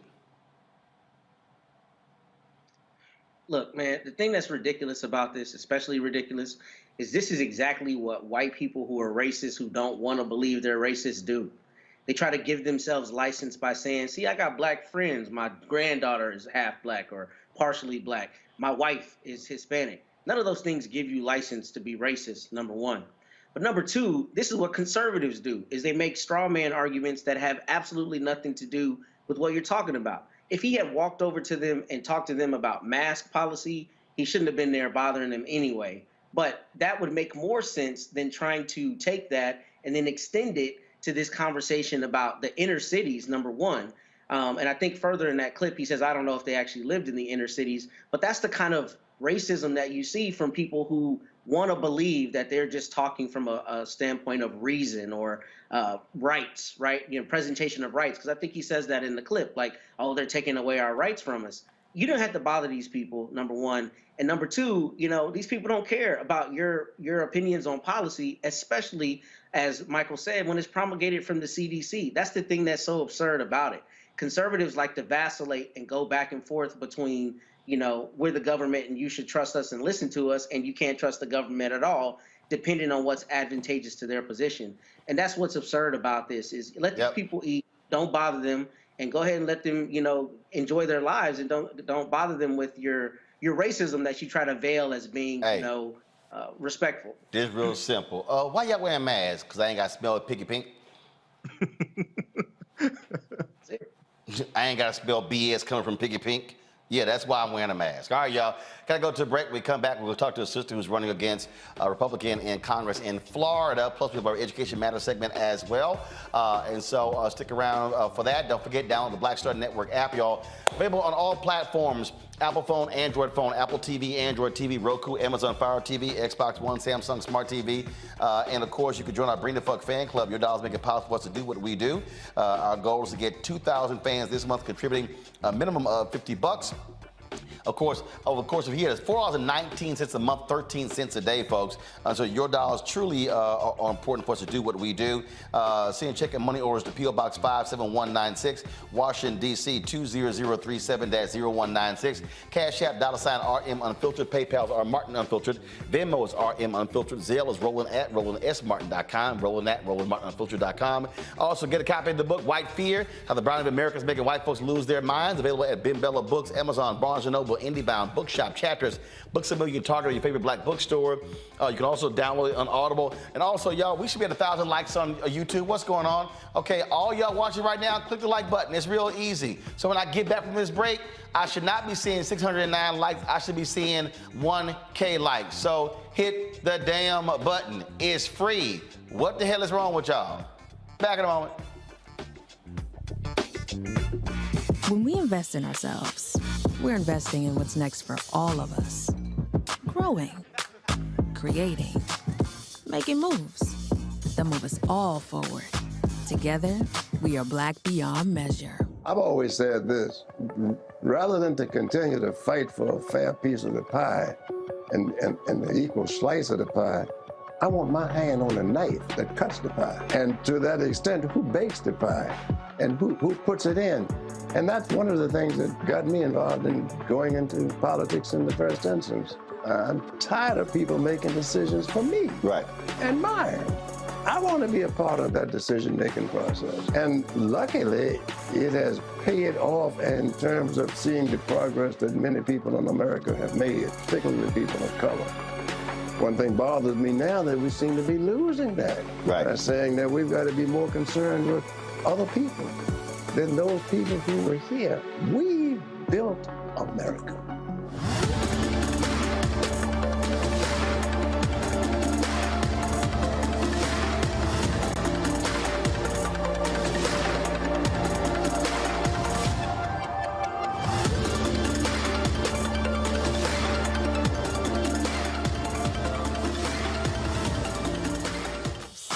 We all shine. Together, we are Black beyond measure. Hatred on the streets, a horrific scene, a white nationalist rally that descended into deadly violence. White people are losing their damn minds. As an angry pro-Trump mob storms the U.S. Capitol, we've seen shooting. We're about to see the rise of what I call white minority resistance. We have seen white folks in this country who simply cannot tolerate black folks voting. I think what we're seeing is the inevitable result of violent denial. This is part of American history. Every time that people of color have made progress, whether real or symbolic, there has been what Carol Anderson at Emory University calls white rage as a backlash. This is the rise of the Proud Boys and the Boogaloo Boys. America, there's going to be more of this. Here's all the Proud Boys, guys. This country is getting increasingly racist in its behaviors and its attitudes because of the fear of white people. The fear that they're taking our jobs, they're taking our resources, they're taking our women. This is white fear.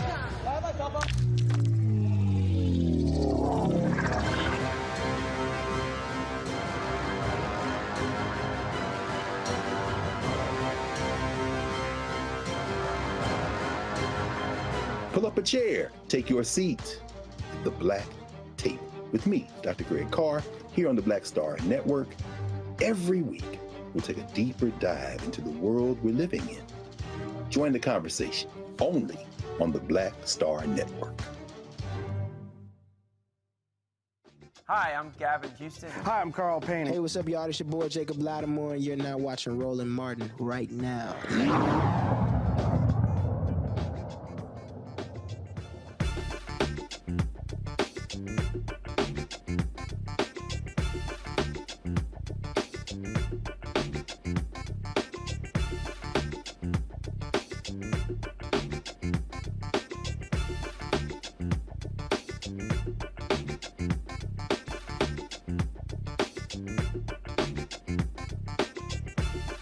All right, folks, in Florida, congressional districts were rerouted. Ron DeSantis wanted to gut the black districts, and District 26 was one of those that was seriously restructured. My next guest, she is running against Congressman Mario Diaz-Balart. Christine Olivo says she's the best first person for the job. She is here for CBC. Christine, glad to have you. Again, with the Voting Rights Act being under assault, Florida was able to do this. DeSantis didn't give a damn, didn't care about impacting black folks. Obviously, you're running against someone who gets significant support from Cuban Americans there in the Miami area. So the question is, how are you going to defeat him in November? Thank you so much, Roland, for having me. It is a pleasure. How are we going to beat him? We're going to show up. I am all over the district, putting boots on the ground.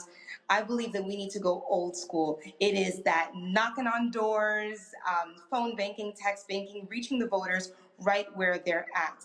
And what we are seeing is that there is a common, we all stand on one common ground. We do not want our rights messed with.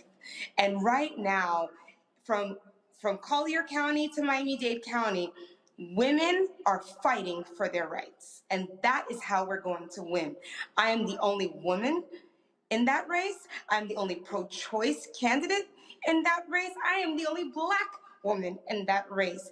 And women will show up. And we talk about on the ground, what kind of support are you getting from the DCCC? Or do they see this to be a competitive race, or are they ignoring you? So the district went from an R+28 to an R+4. If I tell you that, you're thinking, okay, that's flippable. We can win this with the right support. I get crickets, and I'm just going to be honest. I'm not getting the support, especially not from the DCCC. They specifically... Wait. You said the district went from an R+28 to R+4? Yes. Okay. So we can flip that because 53,000 voters in District 24 have been moved into 26, and those are all Democratic voters. I have reached out to DCCC many times, and they have specifically said that they are focusing on my Latina counterpart who is running in District 27, and that all their focus is going into her race.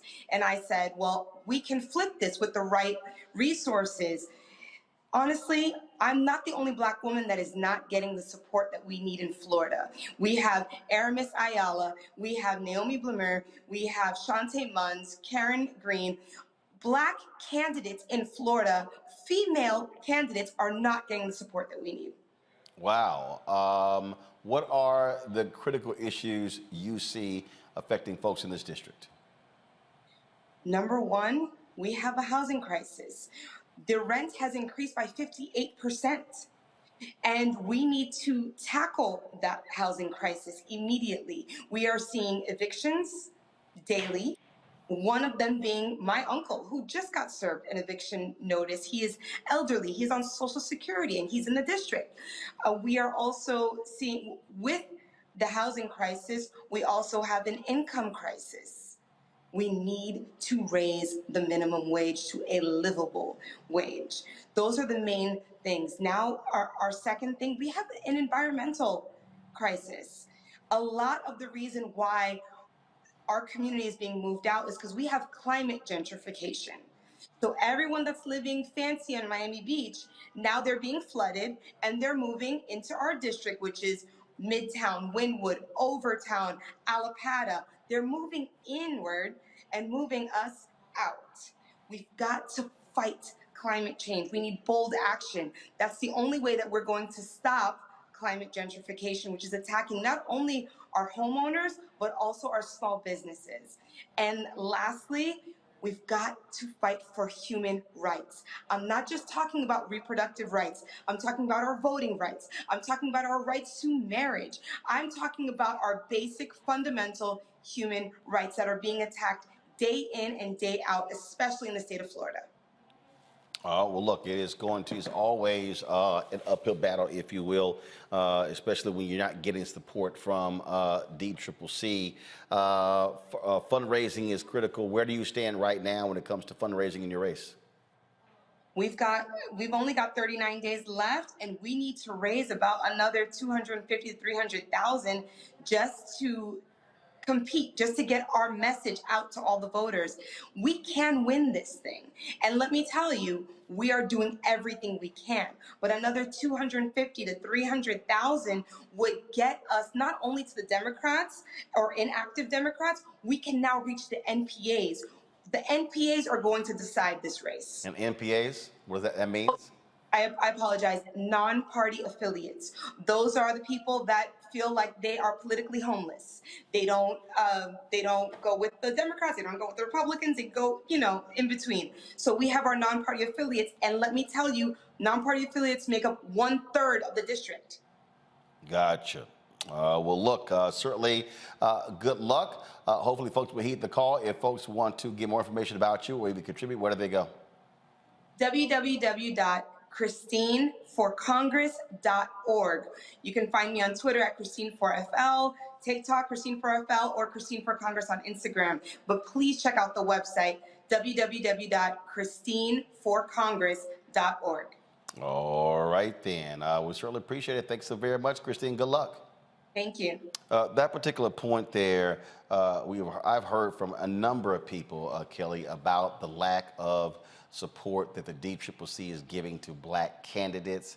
And I talked to folks and they said, you have candidates who are in, as she described, winnable districts, but if you're starving them and ignoring them, there's no shot at winning. Going from a plus 28 Republican to a plus 4, hey, that's a huge, huge drop. That's impressive more than anything, because you don't hear about that. That doesn't necessarily happen. But it is frustrating that DCCC is cherry picking who they're supporting and who they're not. More importantly, I've seen on a broader scale who they are supporting, and it's very little people that look like us that they're supporting, which is telling, considering that you need people who look like us in order to secure those seats.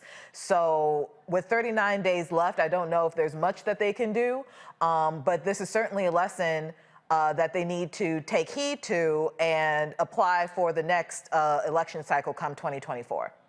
Matt? I echo Kelly's sentiments, and I especially don't understand why they wouldn't be interested in funneling money to a race where she has 53,000 people who recently moved into the district that are non-party affiliates, especially when Ron DeSantis is very clearly trying to run for president. So presumably the Democratic base there in Florida is energized, and this is an opportunity to really leverage, frankly, his human rights violations and his long history of doing stupid things in Florida. To use Michael's term, he needs to be desanitized. Hopefully the Democrats can buoy that to a victory for Christine and others. The thing here, Michael, again, you need party support. Look, we understand finite dollars, but there are a number of black candidates across the country who say they are not getting the kind of support they need. Yeah, I think that message needs to be really highlighted, and pressure needs to be put on the DCCC and get some explanation on why aren't you supporting these African American candidates. And then at the same time, you know, I've seen interviews dealing with the I don't remember the exact name of it, but it's like the Black Pack or something like that, and you have the Collective Pack. You have Higher Heights. You have Higher Heights, which support specifically black women who are running for office. So you've seen an increase in the number of groups. Right, exactly. So I've seen different interviews with different groups like that also. So at the same time that we put pressure on the DCCC, we also have to support groups like that funnel money to African American candidates as well. We need both of them, but the DCCC needs to be called out on this. And hopefully, I know you all are discussing this at the Congressional Black Caucus Legislative Weekend as well. So I look forward to some of those conversations next week when you air some of those interviews that you're doing, Roland. All right, hold tight for 1 second. We got to come back. We're going to have our Education Matters segment. More on Roland Martin Unfiltered, folks. We'll be right back.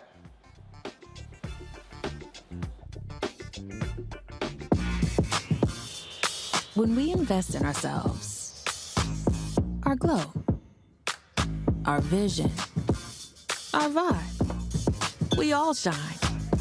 Together, we are Black Beyond Men. We're all impacted by the culture, whether we know it or not. From politics to music and entertainment, it's a huge part of our lives, and we're going to talk about it every day right here on The Culture with me, Faraji Muhammad, only on the Black Star Network.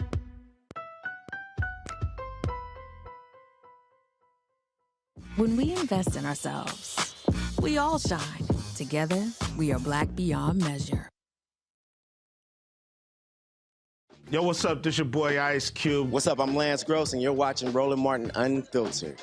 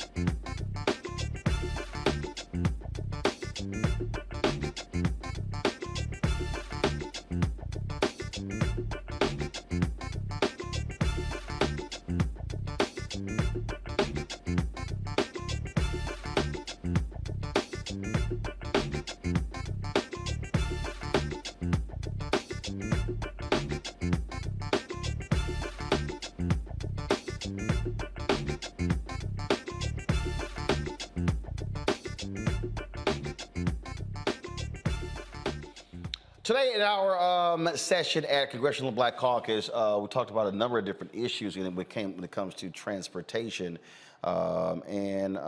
This actually was a question that dealt with the issue of the dearth of black airline pilots. Check this out. Director of Pilot Outreach. I control all of pilot hiring at Delta Airlines. Less than 2% of the industry are black pilots. In the next 10 years, I will hire 8,000 pilots. We have created a diversity pipeline with Hampton University. We're in the process of creating a diversity pipeline with Elizabeth City State. And next month, we're doing a visit to Delaware State University to increase our pilot pipeline for African Americans. What we do is try to decrease the two largest barriers to entry, exposure and finance. I'm asking you today to help us because airlines cannot do it all ourselves. Can we please get some funding for our HBCU programs who are creating pilots for the next generation? You ought to call Florida Memorial because they're actually creating a Black Pilot Initiative as we speak. Because Barrington was one of the first graduates in that area. Okay? All right. Who wants to, yep. Come on, Mr. FAA. All right. Eric, thank you. And I'm glad that you raised that issue in terms of the larger workforce issue. And I will say that I was down at Delta Airlines this week, and we spoke quite extensively about the challenge as we're going forward.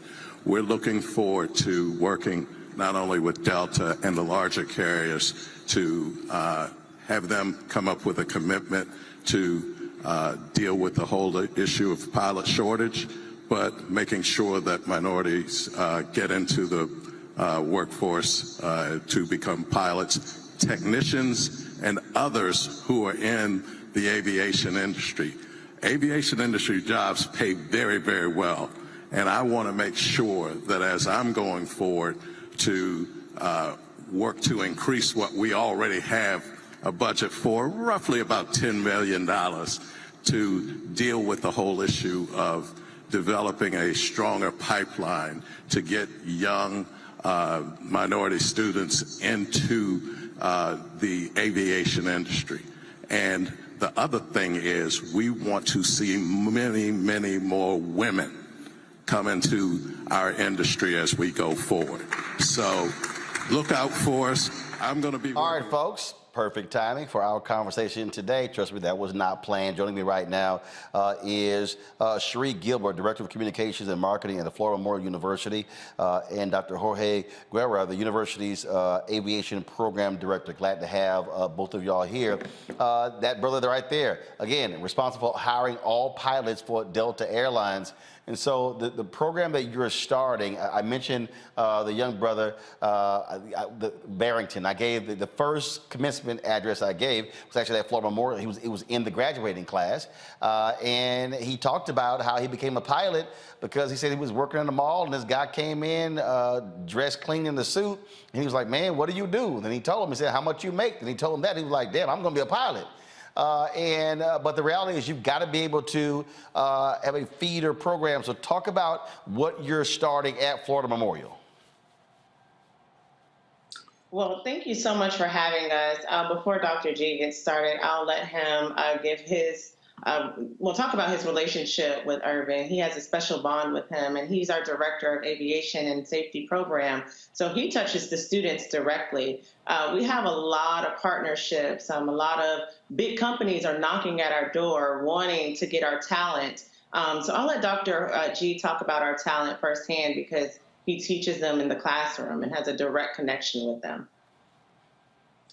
Well, Roland, thank you for having us on your program.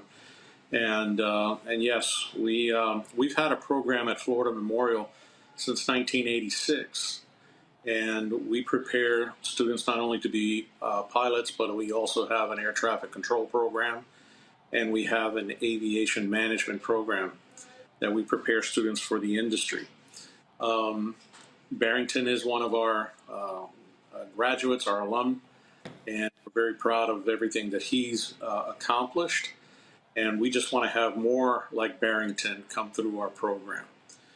We do have a lot of support right now from the industry, but we could use a whole lot more. Like you mentioned early in your program, the biggest barrier is financial.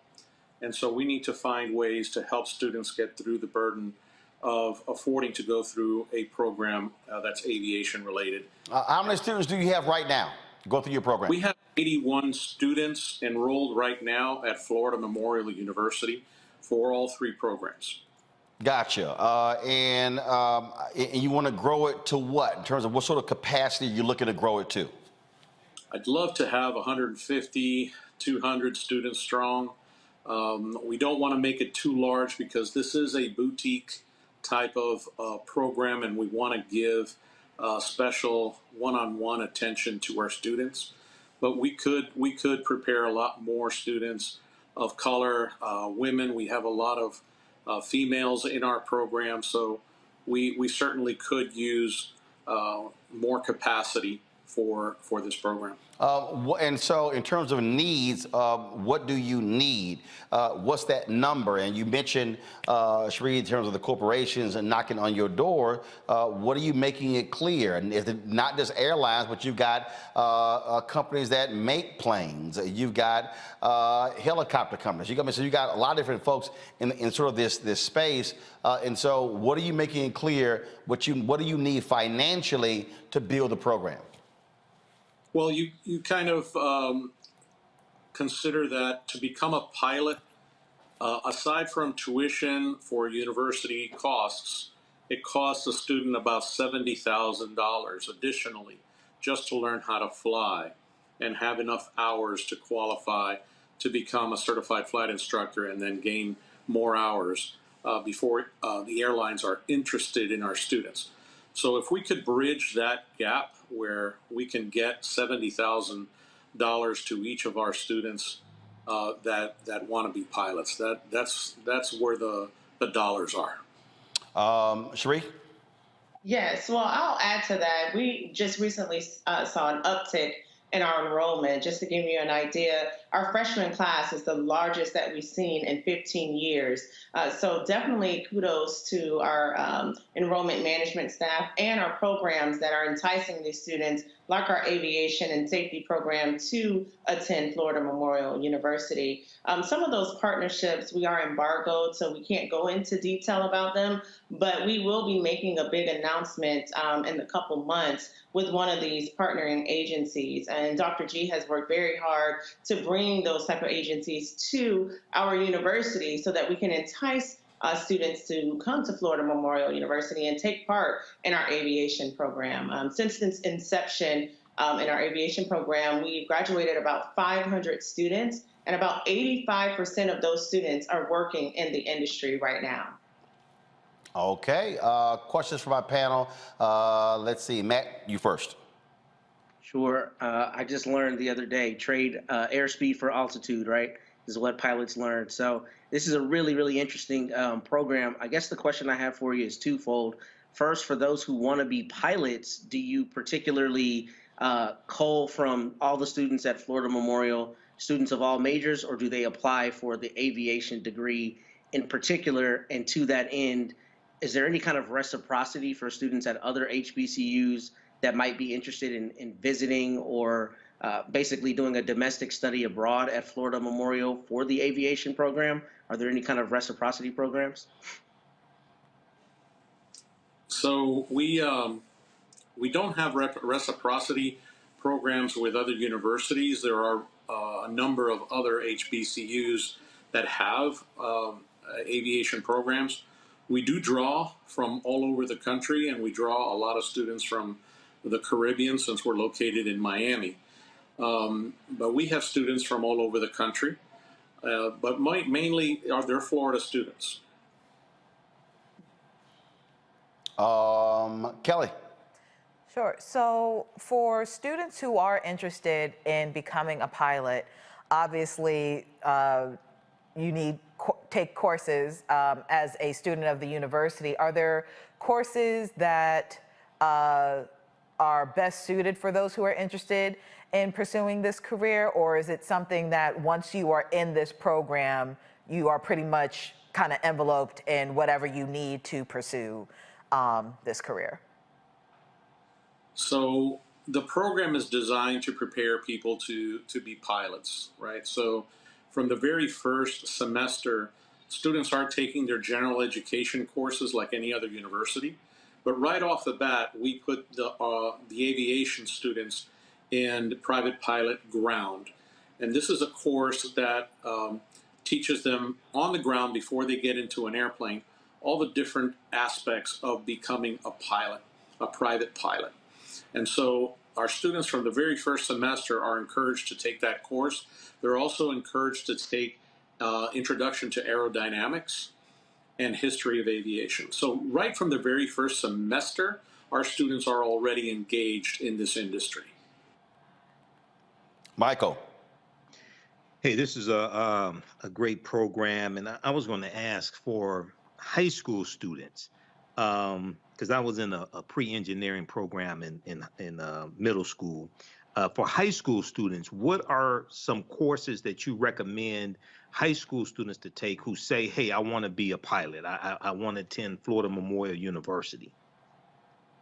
Right. So what I would recommend is for those students, if they can go to a magnet school, there's several magnet schools here locally in Miami and in Broward County that have aviation as a theme. If a student's interested, they can go to these schools and they can take dual enrollment courses, Introduction to Aerodynamics, the Private Pilot Ground School. All those courses are available to high school students. All right, thank you. Yeah. All right. Anything else that you want to share with our audience? I would like to add, Dr. G, that we didn't mention that the Opa-locka Airport is right next to our campus. So students are really getting a hands-on experience, and they go over and they're able to fly planes and work directly with the individuals who are staffed and employed at the Opa-locka Airport, which is right across from our campus. Yeah, we have a great partnership with the Opa-locka Airport. They do hire a lot of our students, particularly our aviation management students. There's 3 fixed-based operators at Opa-locka, and all of them are partnered with us, and they all come to us on a regular basis, providing internships and full-time employment to our students and our graduates. So we have a great opportunity there for our students to get into the industry. All right, then. Well, look, we certainly appreciate both of you joining the show. And if folks want to get more information on the aviation program at Florida Memorial, where did they go? FMUNIV.edu. We have a new revamped site, so it's user-friendly. Slow that down. Give it again. Sure, FMUNIV.edu. All right, then. We appreciate it. Thanks so much. Thank you for having us. All right. Folks, a few moments ago, I got a text message that a conservative radio talk show host who also has a show on Fox News, Mark Levin, I'm quite sure how to pronounce his name. So apparently he's on his radio show and he's been ranting and raving like a lunatic for the last couple of hours with the panel that we did today at the Congressional Black Caucus that I moderated and Maya Wiley was on. So apparently Mark has been blasting Maya and been blasting me. And so then I just got this text here, which I'm really laughing about. He says, yeah, you would never invite him to your program. He was screaming and saying, yeah, Roland Martin is a member of the Democratic Party and a leftist. He won't invite me. Come right here. Mark, let me go ahead and put, because you probably call Harry Belafonte a socialist. Mark Levin, you actually think I'm scared to debate you? So Mark Levin, take this as your official invite to come on Roland Martin Unfiltered. Take your pick, Mark. You want 30 minutes? You want an hour? Or you want 2 hours? Matter of fact, Mark, I own it. We can go 3 hours. Any day, anytime. Now, Mark, invite me on your show, your radio show, or your Fox News show. That's the invite. See, Mark, if you sometimes ask for an ass whipping, you'll receive it. So let's see now, Mark, whether you got the guts to say yes. And Mark, I don't need backup. Won't be anybody else. You and me. And Mark, you want to do it in person? We'll do it in person. Because I own the damn cameras. So you let me know when you want to have this conversation, Mark Levin. Your move. All right, y'all, that's it for us. Kelly, Michael, Matt, I don't know why these folk want to try me. I don't know why they want to try me. I ain't the one. I ain't no Sigma. I'm not an Omega. I ain't no Kappa or an Iota. Here we go. They don't want no part of this alpha man. None. And it's a trip because I got one of my Twitter followers, he's been tweeting Mark for a year about why he's scared to debate me.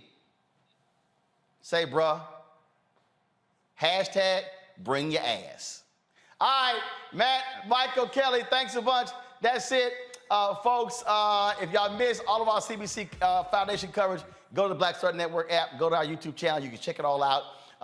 We've got more things happening this weekend, so we'll have more stuff for y'all on Monday. So thank you so very much. Don't forget, download the Black Star Network app, Apple phone, Android phone, Apple TV, Android TV, Roku, Amazon Fire TV, Xbox One, Samsung Smart TV, and of course, you can also support us financially by joining our Bring the Funk fan club. Send your checking money orders to P.O. Box 57196, Washington, D.C. 20037-0196. Cash App, $RM Unfiltered. PayPal, R Martin Unfiltered. Venmo is RM Unfiltered. Zelle is Roland at RolandSMartin.com. Roland at RolandMartinUnfiltered.com. Folks, that's it. I appreciate it. I will see y'all on Monday right here on Roland Martin Unfiltered. You know, the show where ain't nobody scared of Mark Levin. Holla!